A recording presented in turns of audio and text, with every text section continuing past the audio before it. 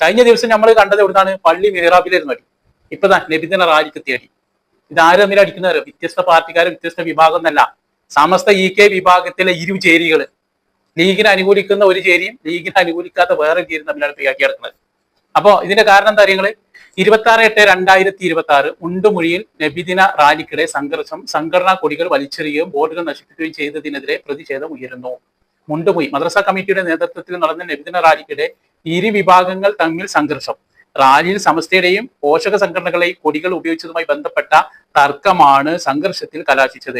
എല്ലാ വർഷത്തെയും പോലെ ഈ വർഷവും റാലിയിൽ പ്രവർത്തകർ സമസ്തയുടെയും ഉപഘടകങ്ങളുടെയും കൊടികൾ ഏന്തിയിരുന്നു. എന്നാൽ പ്രദേശത്ത് ചില സംഘടനാ വിരോധികൾ റാലിയിൽ കൊടികൾ പിടിക്കാൻ പാടില്ലെന്ന് ആവശ്യപ്പെടുകയായിരുന്നു. സമസ്തയുടെ കീഴിലുള്ള മദ്രസയായതിനാൽ കൊടികൾ ഉപയോഗിക്കുന്നതിൽ തെറ്റില്ലെന്ന് നാട്ടുകാർ വ്യക്തമാക്കിയെങ്കിലും ഇവർ അംഗീകരിക്കാൻ തയ്യാറായില്ല. തുടർന്ന് വാഹനത്തിലും പ്രവർത്തകരുടെ കൈകളിലും ഉണ്ടായിരുന്ന കൊടികൾ ഇവർ പള്ളിപ്പറമ്പിലേക്ക് വലിച്ചെറിഞ്ഞതോടെയാണ് വാക്കുതർക്കവും സംഘർഷവും ഉണ്ടായത്. സംഘർഷത്തിന് പുറമെ കഴിഞ്ഞ ദിവസം രാത്രി പ്രദേശത്ത് സ്ഥാപിച്ചിരുന്ന SKSSFന്റെ നബിദിന ആശംസാ ബോർഡും ഇവർ നശിപ്പിച്ചിരുന്നു. നാട്ടിൽ മനഃപൂർവ്വം കുഴപ്പങ്ങൾ സൃഷ്ടിക്കാനുള്ള ചിലരുടെ ആസൂത്രിത ശ്രമമാണ് ഇതിന് പിന്നിലെന്ന് ആക്ഷേപം ഉയരുന്നത്. സമസ്തയുടെ കീഴിലുള്ള മദ്രസകളിൽ വർഷങ്ങളായി സമസ്തയുടെയും പോഷക സംഘടനകളെയും കൊടികൾ ഏന്തിക്കൊണ്ട് തന്നെയാണ് നബിദിന റാലികൾ നടക്കാറുള്ളത്. എന്നാൽ സംഭവവുമായിട്ട് ബന്ധപ്പെട്ട് വസ്തുതാവിരുദ്ധമായ മറ്റ് പ്രചരണങ്ങളും ചിലർ അയച്ചുവിടുന്നതായി നാട്ടുകാർ ചൂണ്ടിക്കാട്ടി. പ്രദേശത്ത് ബോധപൂർവം പ്രശ്നങ്ങൾ സൃഷ്ടിക്കാൻ ശ്രമിക്കുന്നവർക്കെതിരെ ശക്തമായ പ്രതിഷേധമാണ് ഉയരുന്നത്. കഴിഞ്ഞ വർഷവും സമസ്ത 100ാം വാർഷിക പ്രചരണ ബോർഡ് ഇതേ വിഭാഗം നശിപ്പിച്ചിരുന്നു. പിന്നീട് മാപ്പ് പറഞ്ഞാണ് പ്രശ്നം അവസാനിപ്പിച്ചത് എന്നാണ് ഈ റിപ്പോർട്ടിൽ കാണുന്നത്. അപ്പോൾ ഞാൻ അറിഞ്ഞെടുത്തോളം ഇവിടെ ലീഗിനെ അനുകൂലിക്കുന്നവരും അതുപോലെ തന്നെ ലീഗിനെ എതിർക്കുന്ന ഒരു വിഭാഗവും, ഈ SKSFന് അനുകൂലമായിട്ട് നിൽക്കുന്നവർ, അവരിപ്പോ ലീഗിനെ മൊത്തത്തിൽ എതിർത്തുകൊണ്ടിരിക്കുകയാണ് ഒരുപാട് പേര്. അപ്പൊ ഈ ഇരു വിഭാഗവും തമ്മിൽ ഒരു മീറ്റിംഗ് നടന്നിരുന്നു എന്ന് പറഞ്ഞു ഈ നബിദിനവുമായിട്ട് ബന്ധപ്പെട്ട്. അപ്പൊ അതില് അവർ തീരുമാനിച്ച ഒരു കാര്യമായിരുന്നത്രേ ഈ SKSFന്റെ കൊടികൾ ഉപയോഗിക്കണ്ട എന്നുള്ളത്. നബിദിന ആഘോഷയാത്രയിൽ അവര് കൊടികൾ പിടിച്ചു എന്നുള്ളതാണ്. അതുമായിട്ട് ബന്ധപ്പെട്ടാണ് പിന്നെ പ്രശ്നങ്ങൾ ഉണ്ടായി എന്നുള്ളതാണ് ഇവിടെ നമുക്ക് അറിയാൻ സാധിച്ചത്. എന്ത് തന്നെ ആയാലും ഇതൊന്നും ഒരു നല്ല കാര്യമല്ല.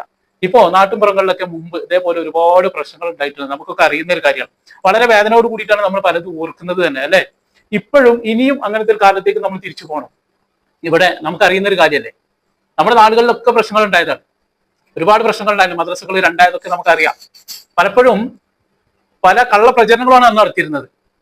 ഈ പ്രശ്നങ്ങൾ ഒരു വിഭാഗം ഉണ്ടാക്കുകയും അത് മറ്റുള്ളവരെ തലയിൽ ചേർക്കുകയാണ് ചെയ്തിരുന്നത്, അല്ലെ? സഹിക്കാൻ കഴിയാത്തത് കാരണമാണ് പല ആൾക്കാർക്കും പല നിലപാടുകൾ പോലും എടുക്കേണ്ടി വന്നത്.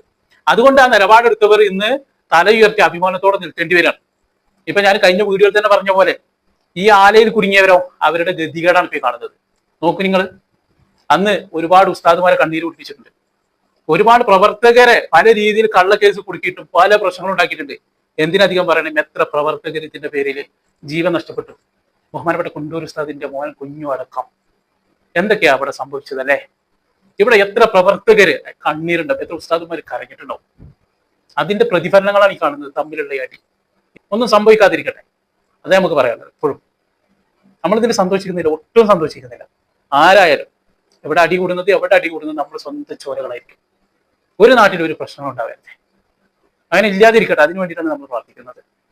ആദ്യ കാലങ്ങളിലൊക്കെ എന്തൊക്കെയാ സംഭവിച്ചിരുന്നത്, അല്ലെ? ജയിപ്പിക്കാരനാണെന്ന് പറഞ്ഞാൽ എത്ര വെറുപ്പോടെ കണ്ടിരുന്ന ഒരു ജനത ഉണ്ടായിരുന്നു. ഇന്നും അതേ കാര്യങ്ങൾ മറുഭാഗത്ത് സംഭവിച്ചുകൊണ്ടിരിക്കണം. കാരണം എന്താണ്? സമാനമായിട്ടുള്ള കാര്യങ്ങൾ. അഹ്ലി സുന്നത്തി വൽ ജമാഅത്ത് പറച്ചിൽ എന്ന് തുടങ്ങിയോ അന്ന് മുതൽ പ്രശ്നങ്ങൾ ഉണ്ടായിട്ടുണ്ട്. അത് തന്നെയാണ് എവിടെയും നമ്മൾ കാണുന്നത്. എനിക്കിനി പറയാനുള്ളത് പ്രിയപ്പെട്ട SKSFന്റെ പ്രവർത്തകരോട്, നിങ്ങൾക്ക് ആത്മാർത്ഥതയുണ്ടെങ്കിൽ, നിങ്ങൾ തെറ്റിദ്ധരിച്ചവരുണ്ടെങ്കിൽ, കാന്തപുരം ഉസ്താദിനെ കുറിച്ച് പല വിമർശനങ്ങളും നടത്തിയിട്ടുണ്ട്. പലതും പരാതി തെറ്റിദ്ധരിപ്പിക്കരുത്. ഇതിന്റെയൊക്കെ വാസ്തവങ്ങൾ പഠിക്കാൻ നിങ്ങൾ തയ്യാറാവണം. എന്തെങ്കിലും തെറ്റിദ്ധാരണകൾ തിരുത്തണം. എന്നിട്ട് നമ്മളൊക്കെ ഒന്നായിട്ട് മാറണം സുന്നികൾ.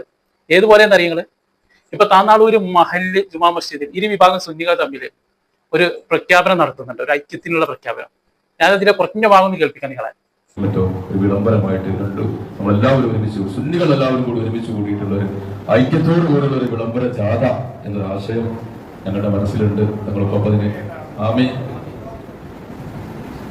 നമ്മളെല്ലാവരും അഹ്ലുസ് സുന്നത്ത് വൽ ജമാഅത്തിൽ അടിയുറച്ച് വിശ്വസിക്കുന്നവരാണ്, അതിന്റെ പ്രവർത്തകരാണ്, ഖാദിമീങ്ങളാണ്. ഇൻഷാ അല്ലാഹ് ബഹുമാനപ്പെട്ട പ്രസിഡന്റ് നമുക്ക് സംയുക്തമായി ഞങ്ങൾ കൂടി ആലോചിച്ച് അങ്ങനെ പ്രഖ്യാപിക്കുക എന്നുള്ള നിലക്കാണ് ഒരു പ്രഖ്യാപനം നടത്തുന്നത്. എല്ലാവരും തയ്യാറല്ല അതിനെ?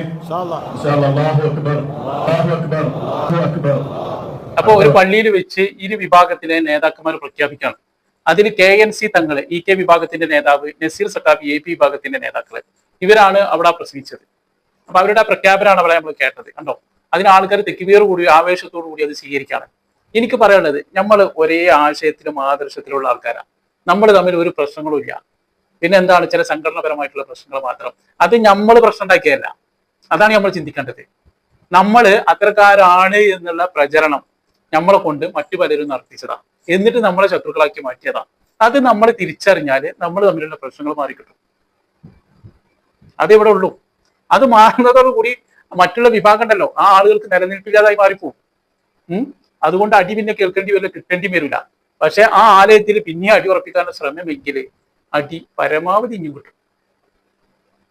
ഇതൊക്കെ ഒരു കാലത്ത് അനുഭവിച്ച് പരമാവധി സഹിച്ചുകൊണ്ട് തല ഉയർത്തി അന്തസ്സോടുകൂടി ഇറങ്ങിപ്പോന്നാണ് കാന്തപുരം ഉസ്താദ്. അതുകൊണ്ട് ഇന്നും അന്തസ്സോടുകൂടി അഭിമാനത്തോടുകൂടി നിൽക്കാൻ കഴിയുന്നുണ്ട് ഉസ്താദിന്റെ നേതൃത്വത്തിലുള്ള വിഭാഗത്തിന്. അവർക്ക് ഇന്ന് മഹല്ലുകളായി, മദ്രസകളായി, പള്ളികളായി, അവർക്ക് ആരെയും പേടിക്കാനില്ല. നോക്കൂ നിങ്ങള്. എങ്കിലേ ഇവിടെ ഒരു പള്ളിയിലുള്ള മിഹ്റാബിലുള്ള അടി നമ്മൾ കണ്ടു കഴിഞ്ഞ ദിവസം. എടവണ്ണപ്പാറയിൽ പ്രശ്നങ്ങൾ നടന്നുകൊണ്ടിരിക്കുന്നുണ്ട് കഴിഞ്ഞ വർഷം മുതൽ.